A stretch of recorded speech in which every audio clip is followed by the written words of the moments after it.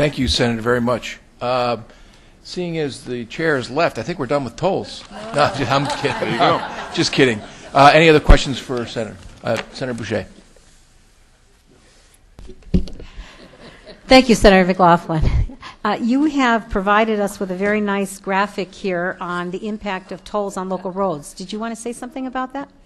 Well, thank you for that opportunity, Senator Boucher. In fact, this has been revived. This same map was used in 2009 when, I believe it was 2009, when Representative Guerrera came to Danbury and the Danbury delegation hosted a public hearing on border tolls. This is a map of the 4 towns along the border with New York and specifically shows roads, and there are 29 roads that we believe would be impacted with traffic diversion.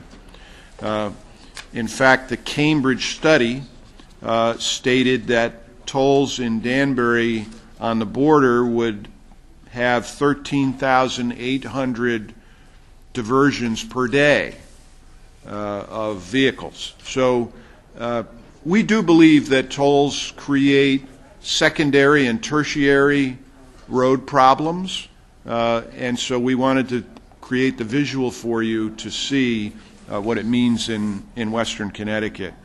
This is duplicated along the Massachusetts border, along the border in New York with Greenwich, and I'm sure if Senator Maynard would be here, he would be talking about Mystic and Stonington to Rhode Island. So we are firm believers that diversion of traffic is going to be a problem, and it needs attention when you consider border tolls. Thank you. And the other question I had for you was the idea of border tolls. In fact, this bill talks about specifically border tolls, and yet in your testimony, you have said that this would be a violation of the Commerce Clause of the United States Constitution, making it difficult to enact because it would appear to be illegal.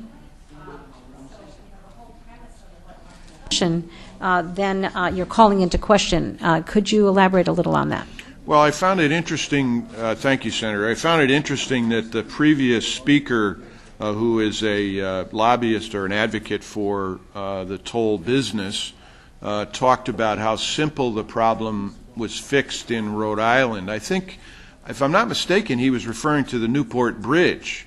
And the Newport Bridge, I thought it was a 40-cent toll for a resident and a $4 toll for an out-of-stater.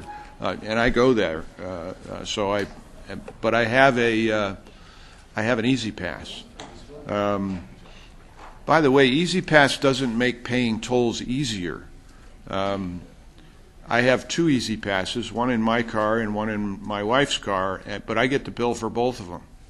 So the bill still comes. It just comes in my credit card statement. It does not make paying tolls easier.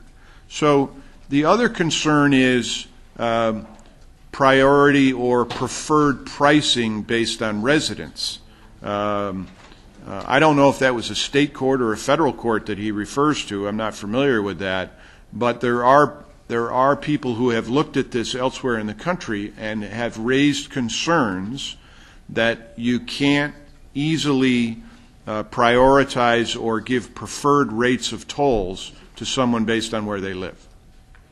So what you're saying is that you can have a different price for an Easy Pass and a higher price for cash payment, given that you need employees to be there to staff it, but you can't give an in-state, and I think that's been pretty much, verified here. You can't give a preferential rate to someone in state. I think Ben Barnes even alluded to that, and a higher price to someone from out of state. Is that your understanding as well? It's my understanding, based upon my experience going to New York on a regular basis, that when I go to the airport in New York, I have an Easy Pass, but if I pay cash, I paid a higher rate to cross the bridge than I did on my Easy Pass, regardless of whether I'm a Connecticut resident or a New York resident.